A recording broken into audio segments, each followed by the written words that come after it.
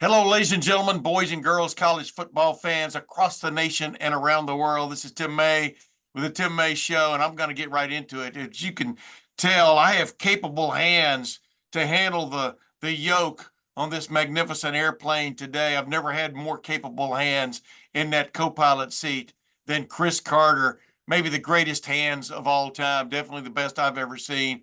Cris Carter, welcome finally to the Tim May Show.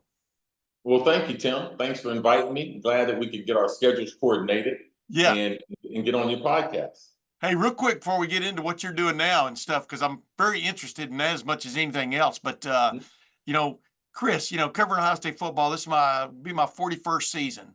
We'll see how that goes, right? But you know, people when these young receivers come by, people keep talking about the best I've ever seen, the best I've ever seen. And I always caution people, 1984 was the first year I covered Ohio State football, and there was this freshman wide receiver out of Middletown, born in Troy but out of Middletown, Ohio. His name was Cris Carter. The best hands I've ever seen, the best receiver I've ever seen.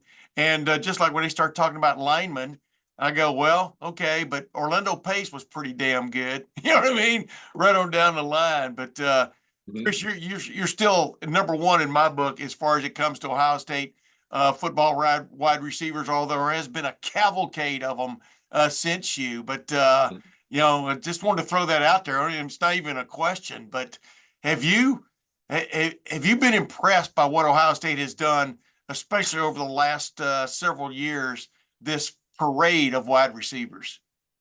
Yes, and I greatly appreciate all the accolades and everything, Tim. But Wait a minute, ladies and gentlemen. He's in the Pro Football Hall of Fame. Now go ahead. No, I do appreciate it, and Ohio State has always developed players, but over the last 20 years, Yeah, that they have been in the elite class as far as developing not only good college receivers, but guys go on to be good pro football players, because they are two different games. yeah, I think the reason why now we can brag so much about the kids is not only that they're able to dominate conference play, dominate on the national stage, but then they go to the National Football League.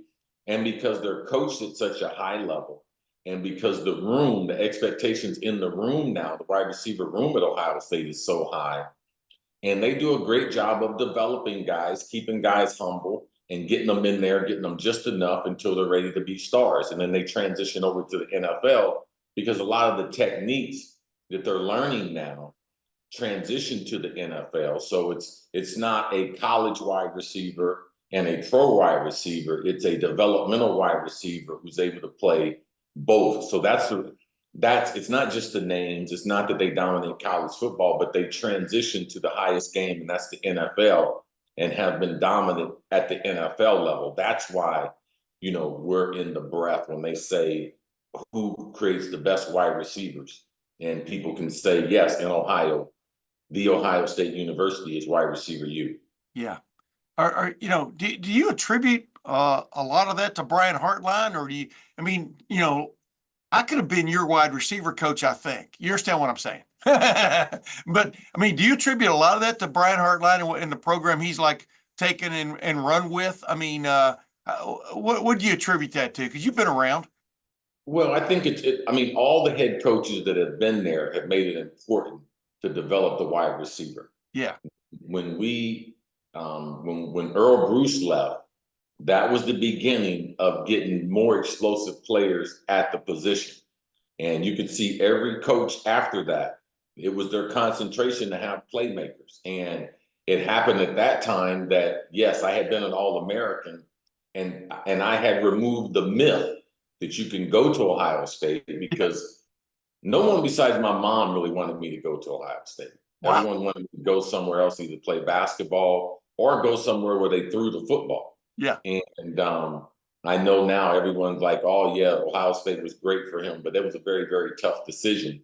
And I went in the contrarian way compared to, at the time, my brother was playing in the NBA.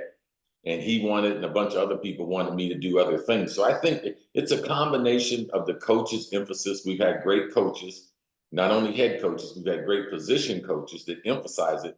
and also able to recruit nationwide to get these kids in the room.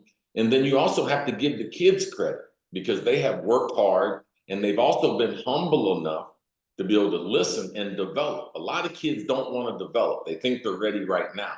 So you have to give the kids a lot of credit. I hear a lot of people talk about Ohio State receivers, and they never give the kids credit because you got to make a decision to come there. And even when I decided to come there, that was a big decision, and they did develop me. And my dogs are upset. Right. That's all right. Yeah. And so you have to give the kids credit that they were able to make that decision because all of them could, for the most part, could go anywhere and then develop, sit there, be patient and develop. Marvin Harrison Jr. was a 3-star. Yeah. Like there was dozens of wide receivers in high school better than him, but he came to Ohio State. He got the work. He developed into a great football player, a great human being. So all those things right there, I give a lot of different people credit, but don't forget the players. Yeah, I was going to say, I mean, I always remind people you didn't start right off the bat. I mean, but the Purdue game, I think, proved to everybody that your freshman year that you were the real deal. And of course, you set a Rose Bowl record at the end of that season, I think, with what, 9 or 11 catches, whatever it was, in that loss to USC. But it was a hell of a game. But patience, you just hit the word, man. Patience is the key word there. But I wanted to ask you about one guy in particular. I know you saw play, or at least have seen play. You know, in the last couple of years. You know, I'm talking about Jeremiah Smith.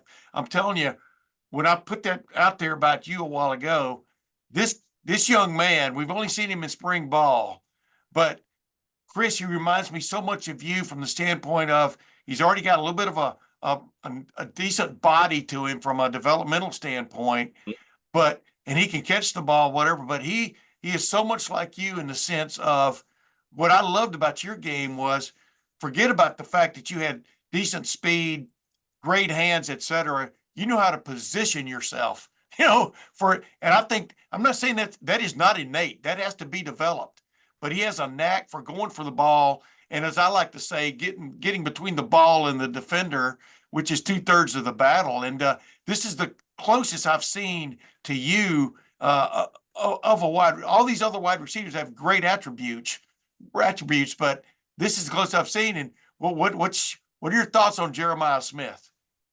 Well, I think he's also a combination of some of the other guys that we've seen. His high school coach, Chaminade Madonna, down in Fort Lauderdale area, North Miami, they did a great job with him. They developed him. So he's not only an athlete, but he's really developed as a wide receiver to give Hartline and Coach Day something to work with. You know, also, if you look at Garrett, his overall athleticism, he has that. He has Marvin's size. Like, he has a lot of attributes. His ball skills, I believe, are going to be special. So he has a lot of attributes besides myself that I've seen in the other kids. And I expect him to make an immediate impact. I'm talking about first game, first quarter. Like, he's going to be involved in the thick of that offense.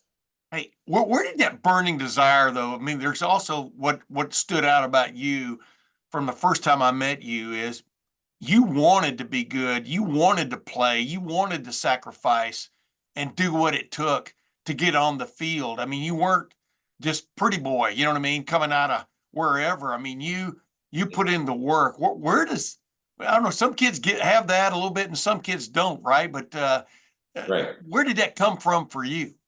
Well, I think that when you look at the greatest, like when you've covered really special athletes, typically, you know, athletic ability is a God-given talent. What you do with that is your gift back to him. But typically, he gives you that other gene, which comes with hard work, tenacity, resilience, coachability. Like people ask me all the time, okay, what is my special sauce? My special sauce is I will do exactly what the coach tells me to do with every ounce of ability, every ounce of energy that I have. Yeah. And I want to be coached. I want to be coached hard because I really want to be great. And when you see all those attributes come together, that's when you get the specialists. And that's what I think that they have there with JJ. That's what they had with Junior. And that's what they've had with a lot of the other guys, the ability to work hard and to show somehow every day show up and convince themselves that they're not as good as they should be. Yeah. And they can get better on that day. Yeah, I was going to say, Michael Thomas, that light came on for him brightly finally, and wow, you saw what he did. Chris Olave came in with that. I mean, was a 3-star forgotten guy. And you see what he's doing right now and stuff. I mean, I could name 10 guys. I mean, I wanted to ask you this. Right now, you're working for Tom Herman, right, at Florida Atlantic in the player empowerment, player engagement. Tell people what you've got going on at this moment, because you've been a jack of all trades since leaving the NFL. Right. The last season, I lived in Boca Raton over 30 years, but last season, Coach Herman had me come in and speak to the team. And that was in October. And immediately he started trying to work on some type of transition to get me part of the program. Yeah. We were able to work it out. And yes, I do. I head up player engagement. I also assist in player development. But when the player's in the building, I'm in the building. And their overall mental, physical development, I'm a part of it. I'm an augmentation of the weight training staff, the nutrition staff, all the counselors, all of academics, all those things, the career center. I also help out with NIL, career transition. So I asked them, what do you want to accomplish in my first 15-minute meeting, and asked them, how can I, myself and my Rolodex and the university help you get what you need? Yeah. I know a lot of businesses. I know a lot of the entrepreneurs here in South Florida, here in Boca Raton. So the opportunity to get our kids opportunities after they graduate is huge. But making sure that they have the right degree placement, making sure they have the right type of personality would go with that degree, getting them shadowing opportunities, getting them in summer internships. That's what we're doing now. So a collection of things working with the players on and off the field. I would say I'm more like a life coach than an on-the-field football coach. But now with the NCAA, kind of opening it up that if you're in the building that you can coach. So I can see myself really helping out a lot with the wide receivers moving forward. We have David Beatty, who's a great wide receiver coach. Myself and him definitely look to build something special at Florida Atlantic University, now given the access that I will be able to on the field to be able to instruct guys with no restriction. That's amazing. Number one. I mean, imagine suddenly Cris Carter's one of your wide receiver mentors, at least. Number two, this sounds like a job, a situation, a responsibility that you just described, that you've been building the resume for your whole life, right? I mean, I would think you're kind of like a volcano. You're just like letting it go, right? Well, I think that, Coach Herman, when we sat down and what he wants to accomplish with the players, and, he's been in some big schools, and I think he's a special coach. I still think that he can accomplish a lot in college football.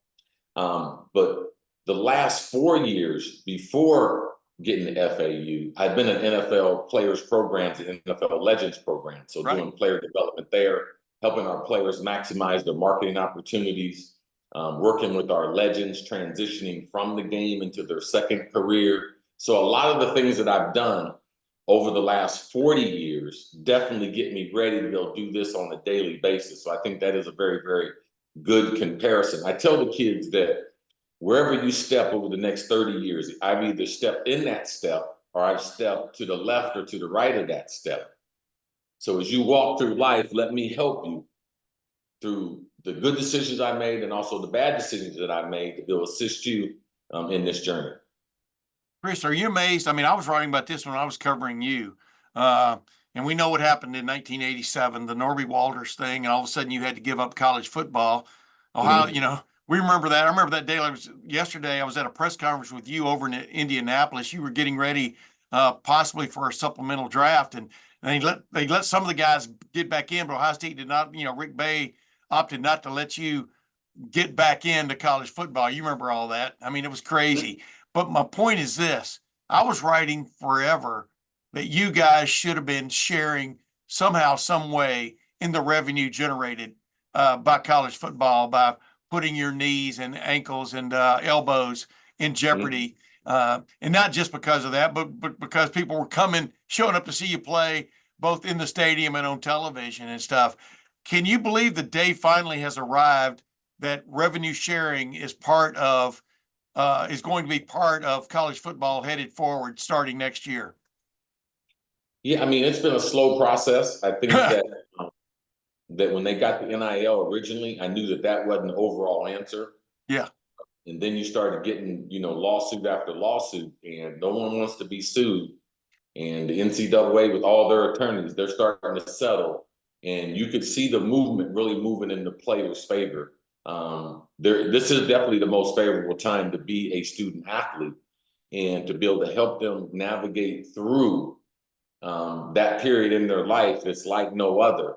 To me, I take it very, very personal. Like every decision that they make, every decision I can help them make, every dollar I can help them generate from NIL. Some of this money is generational changing money. Yes. And, to me, it drives me every day to be able to help someone that is trying to navigate as a student athlete and that they don't get used. We've had thousands and thousands of athletes used through the years over their athletic ability, practicing, they get hurt, they get concussions, they get knee injuries. And the other student body, when they graduate, guess what they do? They go in and get a job and they're not limping, they don't have concussions, they don't have those things. Yeah. You can't work in college. So people say, oh man, he's on a scholarship or she's on a scholarship. But there's also some huge disadvantages to being on that scholarship. So I think that they're finally got the model moved in the right direction that student athletes should be able to share in the billion-dollar industry that they've profited off of for over 100 years. Yeah, I was going to say William White, the late great William White, man, reminded me one time about how you and him used to mix Kool-Aid up as y'all's drink of choice at your apartment, and have to stretch it, the Kool-Aid, right? I mean, it was humble times, right? That was real. That was real. College was, and a lot of that is based on your upbringing. Yeah. When Ohio State coaches sat down in the housing project that I was living in, they knew my financial situation. And of course, then at the time, they couldn't do anything about it. And I think because my brother played in the NBA, a lot of people, took my needs for granted as if I didn't need anything. And still had tremendous needs. And I'm not making an excuse for the mistake that I made as far as signing an agent, but I really actually thought that I was doing the best thing for my career by joining a large group that could manage who I was going to be on and off the field. Right. That part I was right about. Doing it early was the part that I was wrong about. So that's the kind of career I thought that I was going to have. That's the kind of career I end up having. And I end up coming into a relationship before the time I was allowed to do it. Yeah. Yeah, exactly. And nowadays, of course, it's legal to have an agent working on your behalf, finding you a representative working on your behalf, finding, as you well know, you're in that realm now from an NL standpoint of counseling these guys. I don't want to keep you long, but I wanted to ask you a couple of quickies. If you had to counsel, you're going to be doing it, young wide receivers coming up. What is the one of a lesson that you learned over the last 40? What is a lesson that you would tell them if you only had one shot at one lesson? What is it? What is it? Greatness is very boring, and especially as a wide receiver. Like you have to master all the routes in the route tree. You have to master the releases. You have to fall in love with working out. You have to fall in love with watching film. You have to fall in love with being bored and try to create in your mind that edge that keeps you going. Because really great receivers, to me, are very, very boring. The route's 14, they get there. The ball's thrown to them, they catch it. The ball's thrown outside their catch radius, sometimes they catch it. Yeah. Like greatness is just waiting, but get bored with the position and realize that technique will save you. I don't care what kind of athletic ability you are. I don't care how tall you are. I don't care how fast you are. I don't care if you're white. You can play the position with great, great technique. great technique is the key. Yeah. But gosh, I retweeted a video cavalcade of some of your great catches the other day because I got going. I was talking on local radio. It came up again about receivers. I think I texted you about that. And but People man, forget though. what? People get lost in the right now. Yes, they do. Everyone thinks like today's the greatest day ever. Well, let me show you a couple other days that were good Yeah, days too.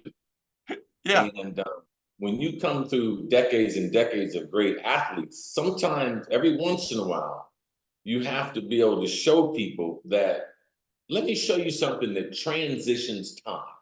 yeah. And I was very, very fortunate to play in the NFL in the 80s, 90s, and the 2000s. But as I was talking to my wife the other day, that even that highlight that you saw, I could stop that. And I could start another highlight tape of one-handed catches Yeah, and not show any of those catches. that's right.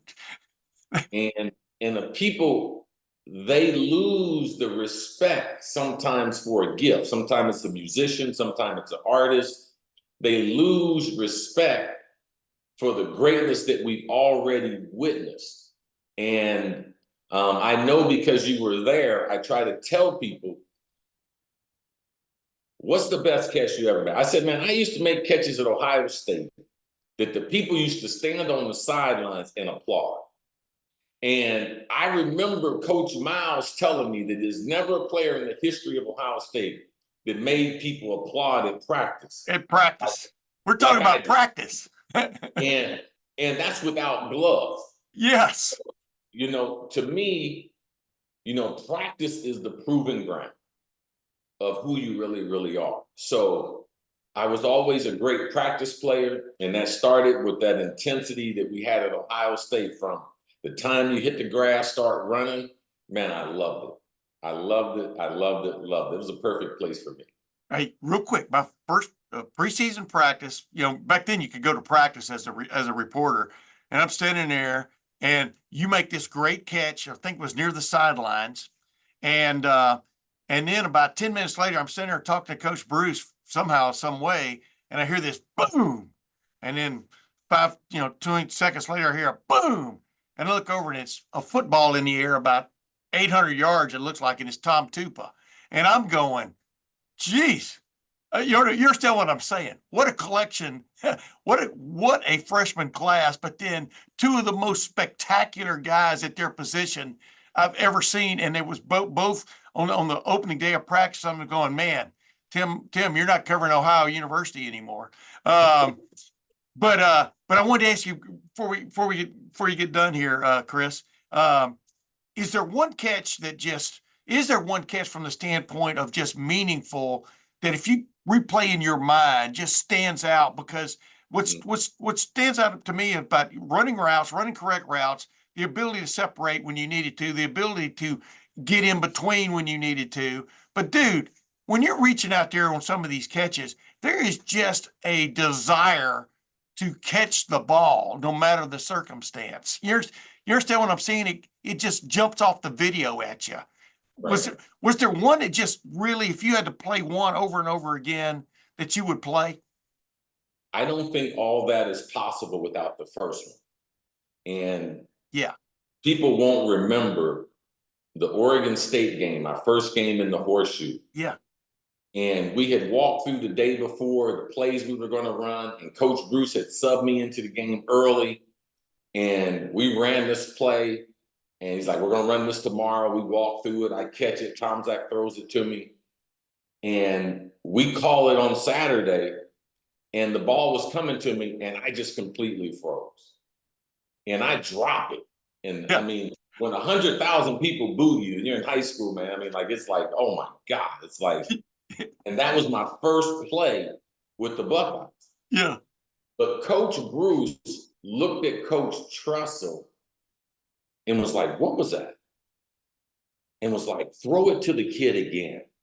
And then they called another route, and I had an inside choice route and ran a 10-yard out to our sideline at the shoe. Yeah. And just catching that ball in slow motion, and then hearing the crowd, how they go, ah. That right there was a drug deal. Yeah. And after that, man, it was like, I got to go after this ball. I got to convince these people to throw me the football. They're crazy. They're trying to run the ball 60 times. So Keith Byers. even when I got to the NFL, I always had an Ohio State mentality. Yeah. I got to convince these coaches to throw me the ball. And that's the mentality I kept throughout my career. I told Marvin Harrison Jr. this last year. I said, been a couple of guys that come through here who I consider artists at what they did. He's one of them. And he's an artist. I mean, but Cris Carter, you were an artist when it came to playing wide receiver. And then on top of it, seemed like the bigger the situation, the more you wanted the ball. And, you just kind of summarized it without me getting to it. You liked putting on a show. I don't mean going out and singing solo, but the crowd got you going. I mean, you understand what I'm saying, right, Chris? That was your artistry. I always enjoyed it. I always knew that I had a gift. I always knew that people paid a lot of money to be able to watch us play this game, and they deserve to be entertained. Yes. And the time I walk on the field, practice or in the game, I'm going to be talking, I'm going to be entertaining, and I'm going to be about trying to catch that football and do it in a special way. And there's a lot of wide receivers that talk, but this was really who I was. This was really the most natural thing that I've ever done in my life. Yeah. And that's to play football. Yeah. I would like, before we go, I would like to somehow or another go through all of your catches and come up with the total number of catches you made that you shouldn't have. that would be a stat. I mean, a big time stat that I think will put you over the top. 2 straight seasons, 122 catches in the National Football League when you're playing for the Minnesota Vikings. Your consistency, 11 straight years with 5 or more touchdown pass. I'm trying to remember the stats right now as I'm talking, but I would think your touchdown total, more than anything else, stands out. All you do is catch touchdowns. Remember Buddy Ryan? He had no idea what to do with you. But I would think because I've always said the biggest play in football is any touchdown, because it changes the game both for your team and for the other team playing you. You understand what I'm saying? And are from just a stat standpoint, is that what stands out most to you? I think that there's really 2 things that stand out, because one thing too is it's different. If you're one of the key players and the defense is planning all week to stop you, right, and you still score, to me, I always knew it was demoralizing. I used to always tell the defensive coordinator, you worked all week and that shit didn't work. Yeah. What a waste of time. And the impact that it has on the team when you spend all this time, because when they put the game plan in on Monday, it's okay, we got to stop Carter. And you get out there on a Saturday or Sunday and you're not doing that, it's demoralizing to the organization. So the touchdowns are significant, but I think, to me, I played 19 straight years on AstroTurf. Yes. So I played 16 games, 13 seasons. And my first year I missed because my rookie. So really the next 14 years, I played 13 of the next 15 years that I played every game that season.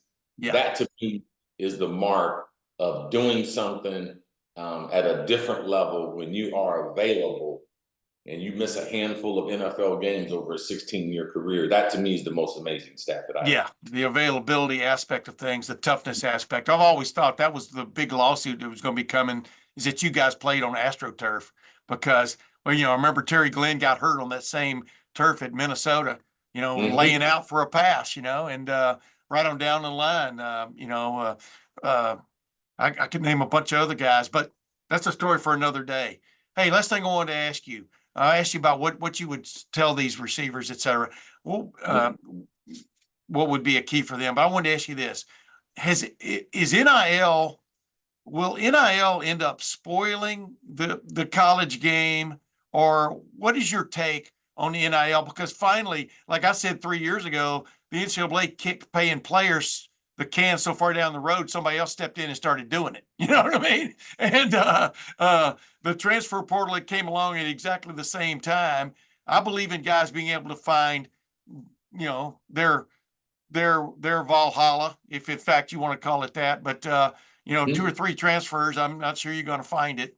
But my point of where do you think this is headed? Because you're in the game now. You're in the college game again, Right. dealing with these. I still try to tell kids, and I advise kids that I will always tell you what's best for you Yeah. as a business person compared to what's best for the university. That's my duty to you. Yes. And given all my wealth of experiences and everything that I've seen, this generation needs just a little bit of patience. Everything cannot be produced overnight. Yeah. And your overall development is really hinging on how much patience do you really have? Because the work is hard everywhere. Ohio State's running, our kids are running, they're running in Memphis, they're running in Michigan, they're running in Southern Cal, they're running, they're lifting weights. Man, this stuff is hard. Yeah. So you got to be developed no matter where you go. So you got to really trust some people to develop your ability. And to me, I would much rather miss staying somewhere a little longer than leaving early, because that knot can't be untied once you leave. Yeah. And that's what I try to emphasize to the college players, that next season, the landscape's going to change again. And you're going to be part of that changing. So somebody's got to stay. Yeah. Someone's got to play.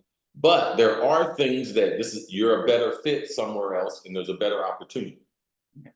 And I'm all for that. Gotcha. Ladies and gentlemen, the incomparable Cris Carter, still the greatest wide receiver I've ever seen play the game live. Let me put it that way. I wasn't around for Don Hudson and stuff, but